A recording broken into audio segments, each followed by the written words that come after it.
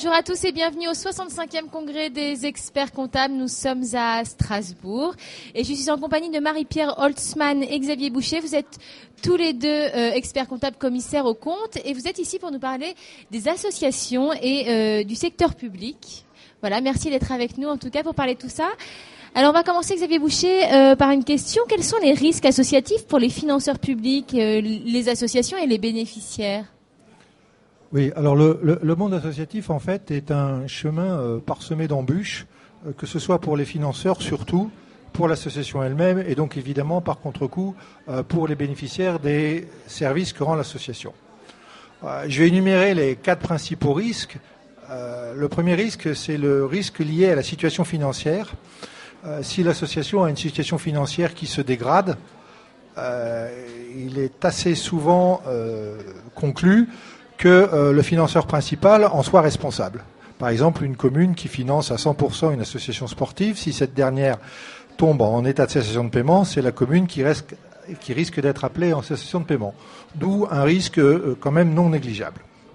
En plus, il y a des risques très vilains, juridiques, notamment pour les élus, dans les collectivités ou pour l'État, qui peuvent aller jusqu'au pénal. Le premier, c'est le risque de gestion de fait. C'est-à-dire que l'argent qui est dans une association est de l'argent qui au départ était public et qui est devenu privé. Donc, si on considère que certaines règles n'ont pas été respectées, notamment si l'association n'est pas autonome, on va dire que ça reste de l'argent public et donc à ce moment-là, les élus auront manié des fonds publics alors qu'ils n'en ont pas le droit, puisque c'est réservé au trésor public, avec des risques pénaux possibles. Ensuite, tout ce qui est prise illégale d'intérêt, qu'on appelait autrefois risque d'ingérence entre les relations d'une collectivité et une mairie. Le deuxième risque, qui est quand même un des plus importants et qui a été très discuté, notamment à cause de l'Europe, c'est le risque de requalification des financements dans le cadre de la règle de la concurrence. Toutes les associations, ou presque, notamment dans le secteur public, sont subventionnés, soit par l'État, soit par les mairies, les régions, enfin toute collectivité publique. Or, l'Europe, notamment, et même en France, ont considéré que les activités des associations étaient économiques. J'ai pas dit secteur marchand, j'ai dit économique. Donc, qu'elles étaient soumises, en principe, aux règles de la concurrence, sauf exception. Donc, beaucoup de cas se sont trouvés où on prenait une subvention et on la requalifiait en aide et à ce moment-là, elle était taxable à la TVA, l'association était taxable à l'IS, etc., etc. et tout plein d'ennuis car on a fait un soutien abusif à une association. Donc il y avait ce risque-là. Le dernier risque, je l'appellerais risque de garantie de bonne fin. En général, une collectivité finance une association pour un objet donné, pour une mission donnée, pour une action donnée. Mais l'association doit être autonome. Ce qui fait qu'on est dans une situation paradoxale où la collectivité, État ou mairie, par exemple, finance quasiment tout, mais l'association fait ce qu'elle veut. Donc la collectivité n'a pas trop de mairie, le secteur public n'a pas trop de contrôle ni de maîtrise sur l'argent qu'il a donné et il risque d'y avoir une dérive par rapport aux actions qui ont été commandées. Voilà les principaux risques. Alors, en 2010, il y a eu un véritable tournant, en tout cas pour ce secteur-là. Il y a eu 2 textes qui ont clarifié ces incertitudes. Vous pourriez nous les décrire ? Oui, alors 2010, c'est l'année de tous les changements et de la sécurisation, si je puis dire. Notamment sur l'aspect subvention et sécurisation des subventions. Alors, les 2 textes, le premier, qui est du 18 janvier 2010, est ce qu'on appelle la circulaire Fillon, le Premier ministre, qui clarifie toutes les relations entre un financeur public et qui établit une doctrine claire maintenant, compatible avec les règles de l'Union européenne, les règles de l'État, les règles des collectivités et les associations sur tout ce qui est-ce que le financement est une subvention, est-ce que c'est un marché, est-ce que c'est une délégation de service public ou est-ce que c'est un appel à projet. Ça clarifie les choses de façon très précise et j'y reviendrai si vous voulez bien. Le deuxième texte, qui date du 23 mars 2010. Oui, alors le deuxième texte du 23 mars 2010, qui est connexe, qui n'a pas été fait pour viser l'association, mais qui risque de beaucoup les concerner, c'est la création de ce qu'on appelle la SPL, Société Publique Locale. Alors, la SPL, qu'est-ce que c'est ? Eh bien, c'est une société anonyme, tout bêtement, mais qui a plusieurs caractéristiques. La première, c'est que ses actionnaires sont publics à 100%.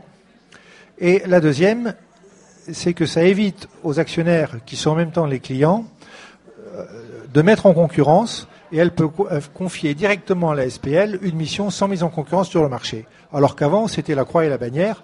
Par exemple, une SEM ou une association, quand la mairie qui les finançait voulait leur confier une activité, elle était obligée de les mettre en concurrence. Alors c'était un peu idiot, elle finance une association, elle la met en concurrence, on ne savait pas très bien où on en était. Maintenant, ce texte a résolu le problème partiellement. On l'a bien compris, en tout cas 2010, ça a été l'année de tous les changements pour les associations. Alors Marie-Pierre Holtzmann, comment on fait un cabinet pour prendre un client association ? Oui, alors... Oui, ça marche. Oui, alors donc le secteur associatif, c'est vrai que ce que nous a dit Xavier peut paraître un peu complexe. Et le secteur public, le secteur associatif sont des secteurs très larges, et un cabinet indépendant peut se dire que finalement tout ça c'est bien loin de lui et ne pas, si vous voulez, souhaiter prendre le client en question.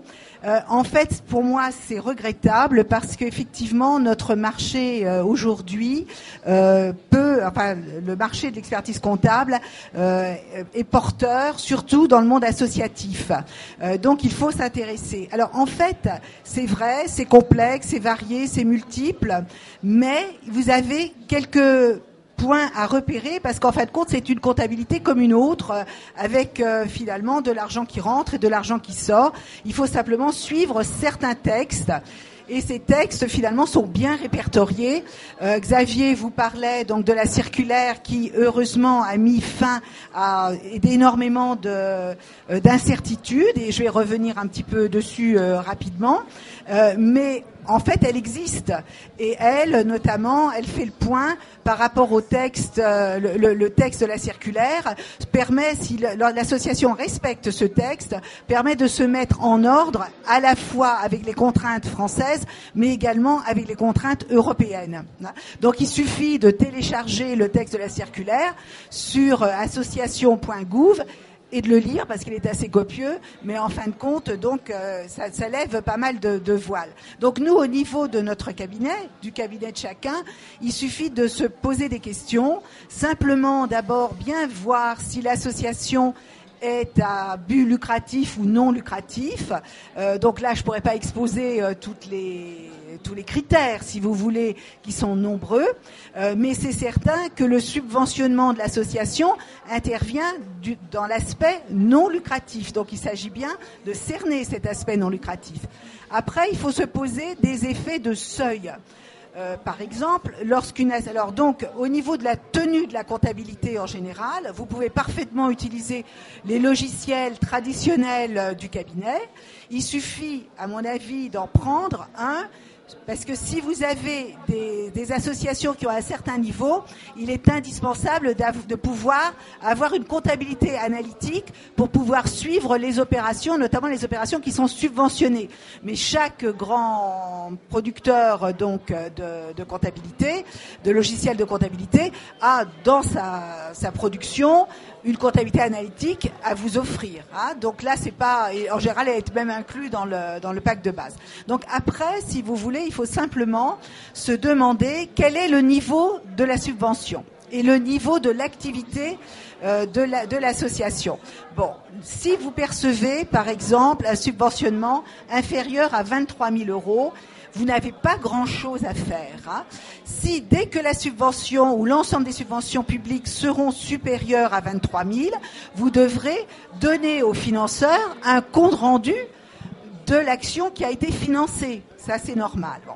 Deuxième seuil, finalement, à prendre en compte, c'est le seuil des 153 000 €, puisque à ce niveau de subventionnement, on doit obligatoirement établir des comptes suivant ce qui est prévu par le CRC, la norme 9901, bon, qui n'apporte pas, si vous voulez, de grandes modifications par rapport au plan comptable général, mais simplement des comptes qui sont vraiment dédiés au secteur associatif, comme par exemple les fonds dédiés, et certains états donc qui sont énumérés comme le compte emploi et ressources. Bon, alors à 153 000 euros, vous devez donc établir un bilan, un compte d'exploitation, une annexe, également avoir un commissaire aux comptes et publier l'ensemble au journal officiel. Ce qu'il faut également savoir, c'est que pour le service qui a été financeur, vous devrez lui présenter l'ensemble des pièces justificatives s'il le demande. Et vous devez également lui transmettre le budget de l'année, si vous voulez, tel qu'il a été approuvé par l'Assemblée générale. Lorsque vous avez affaire à des subventions qui sont affectées pour une opération donnée, vous devez faire ce qu'on appelle un compte rendu financier de l'emploi de cette subvention. Lorsque l'association a des ressources supérieures à 150 000 euros et qu'elle perçoit, par contre, si vous voulez, une subvention supérieure à 50 000 euros, à ce moment-là, il ne faut pas oublier que cette association doit publier dans une annexe les rémunérations des rémunérations des personnes des 3 salariés qui ont perçu le plus de rémunérations. Donc ça, souvent, on l'oublie, mais c'est un document indispensable. Donc, vous avez aussi d'autres critères pour d'autres associations beaucoup plus importantes qui, elles, ont plus de 300 salariés et 18 300 000 euros de ressources. Vous devez, tous les 6 mois, établir l'actif réalisable et les tableaux de financement. Donc, vous voyez, les documents comptables dépendent à la fois de l'importance de l'association et, par ailleurs, de l'importance de la subvention. Alors, là où intervient la circulaire dont nous parlait Xavier, c'est parce qu'en fait, elle nous a simplifié dans le conseil aux clients des tas de points d'interrogation que nous avions.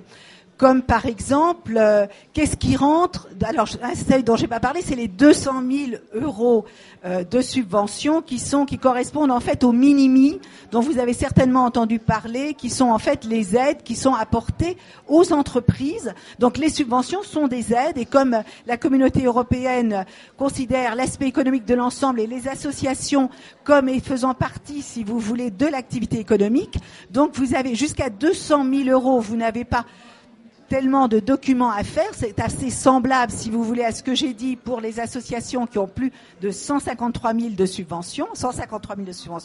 Par contre, pour ceux qui sont au-delà de 200 000 euros, comme l'a dit Xavier, ça n'est possible d'avoir des subventions que si finalement l'association supplée à une obligation d'un service public.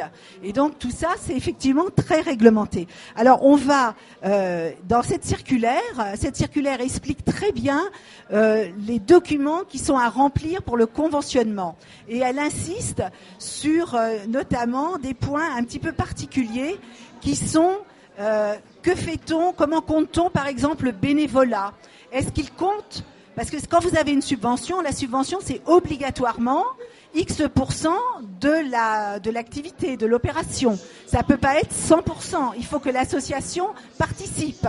Donc, si vous voulez, comment va-t-on considérer tout le bénévolat? Eh bien, oui, finalement, pour la première fois, on a un texte qui nous dit que pour calculer le pourcentage, eh bien, il faut finalement tenir compte du bénévolat. Alors, le bénévolat, je vous rappelle que c'est les comptes. Il faut donc amener le client à chiffrer son bénévolat pour pouvoir tenir. Le conseil des associations nous dit qu'il faut tenir, là, c'est pas obligatoire, mais ça peut aider, un journal du bénévolat pour voir un peu tout ce qui se passe dans l'association. Parce que c'est très difficile pour une association d'arriver à justifier que finalement elle a bien rempli ce qui lui était les conditions dans lesquelles on lui avait, si vous voulez, octroyé la subvention. Alors donc ça, nous en comptabilité, on peut aider en comptabilisant en classe 8 à la fois donc ce qui a été donc valoriser, et en produit ce qui a été reçu, c'est-à-dire la même chose. Parce qu'il faut voir que dans les subventions, par exemple ministérielles, au ministère, finalement, on vous rejetait très souvent tout ce qui était bénévolat, en considérant que ça n'avait pas coûté. Or, vous avez des fédérations, vous avez des associations importantes dans lesquelles l'action bénévole est extrêmement importante. Et d'autre part, on ne savait pas qu'est-ce qui allait se passer lorsque finalement l'opération n'avait pas pu être conduite jusqu'au terme. C'est-à-dire, on vous a donné, mettons, 1 million d'euros. Finalement, vous n'avez pu faire des opérations qu'à 800 000 et vous avez touché, mettons, 500 000 euros de subvention. Donc, à ce moment-là, est-ce qu'il fallait vraiment faire jusqu'à 1 million d'euros? Est-ce qu'il fallait rembourser les subventions qui auraient été éventuellement, dont l'objet n'aurait pas été rempli, effectivement. Donc maintenant, la circulaire y répond. Dans le texte d'octroi des subventions, qu'elles soient annuelles ou pluriannuelles, eh bien, il est bien précisé ce qu'il convient de faire, c'est-à-dire, on vous fixe le pourcentage obligatoire, si vous voulez, de l'opération, c'est-à-dire qu'on va vous dire, vous devez avoir réalisé au moins 85% de l'opération pour pouvoir toucher 500 000 euros. Et si vous ne l'avez pas réalisé, eh bien, à ce moment-là, vous devrez constituer des fonds dédiés. Donc, si vous voulez, tout ça, c'était des domaines qui étaient extrêmement complexes, où finalement, c'était un peu le fait du prince, et ça rendait, si vous voulez, plus fragile, finalement, le management des associations. Et là, maintenant, ça a été clarifié par le texte que nous avons évoqué tout au long de cet exposé.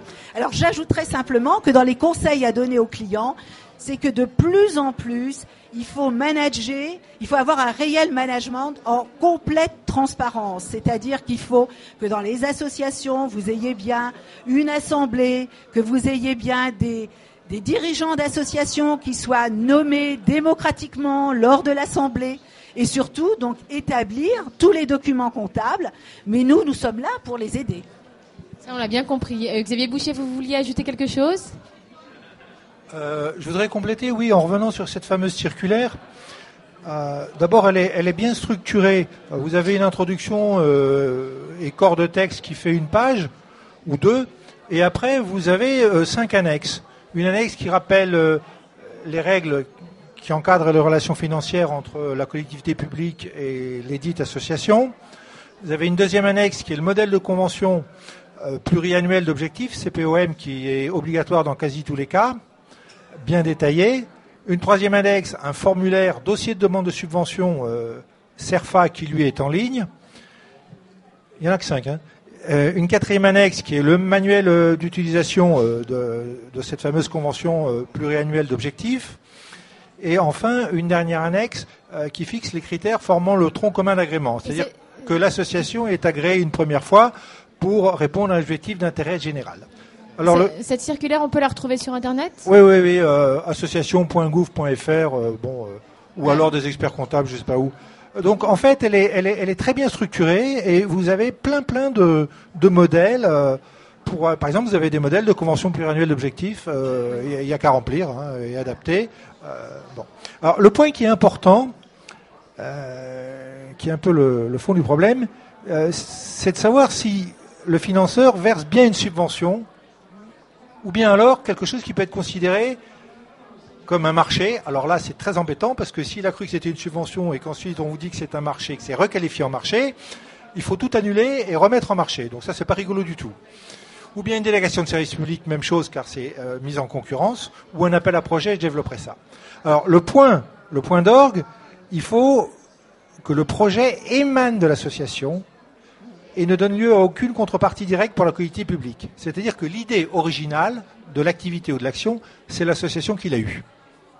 Et si ça rentre dans le cadre de la politique générale du financeur État ou collectivité, il peut subventionner.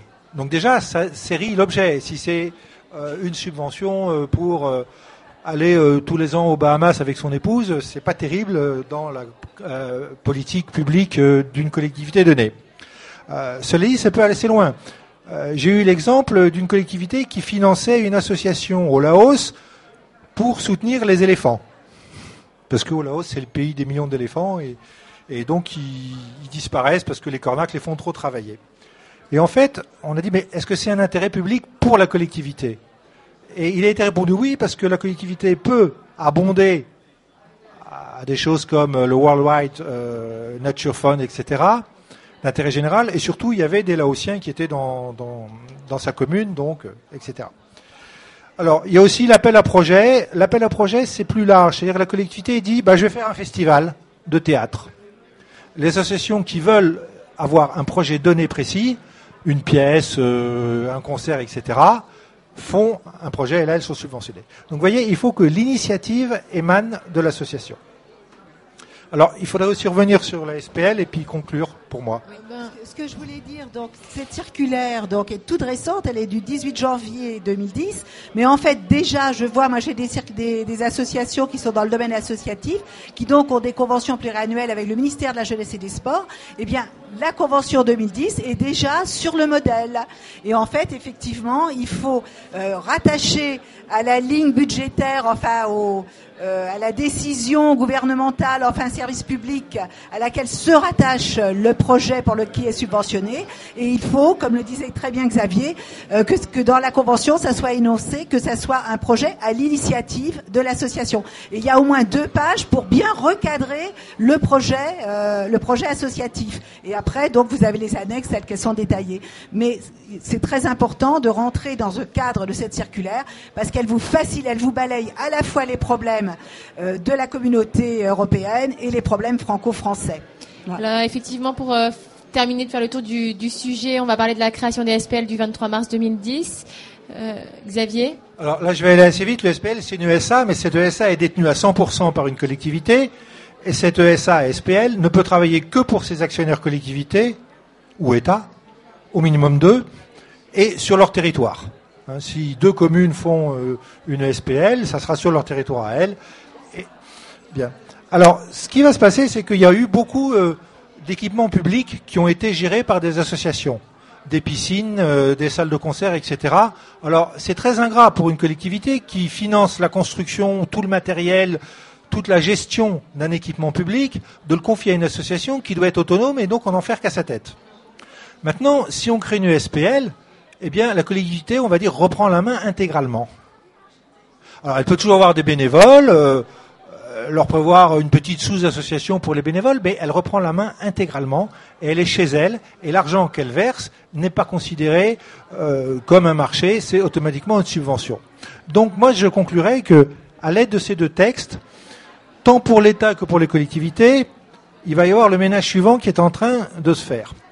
D'un côté, il y a les associations à qui on laisse l'initiative des projets ou des appels à projets, etc., à qui on laisse l'autonomie et qu'on subventionne dans le cadre de la circulaire Fillon. Et de l'autre, il y a les associations qui, disons-le bien, étaient un peu des faux-nez de secteur public qu'on avait externalisé pour des raisons pratiques, d'éviter les fourches codines de la compta publique, etc., etc. Ces associations-là vont être non pas réintégrées en régie, mais mises dans un SPL et complètement gérée par la collectivité elle-même. Donc ça va diminuer le nombre d'associations, à mon avis, surtout les grosses associations qui gèrent des équipements publics importants, des palais des congrès, comme on est, des piscines, des théâtres, toutes ces choses-là. Et ça va garder un petit secteur associatif dont l'initiative revient au créateur de l'association et qui sera subventionné par le financeur.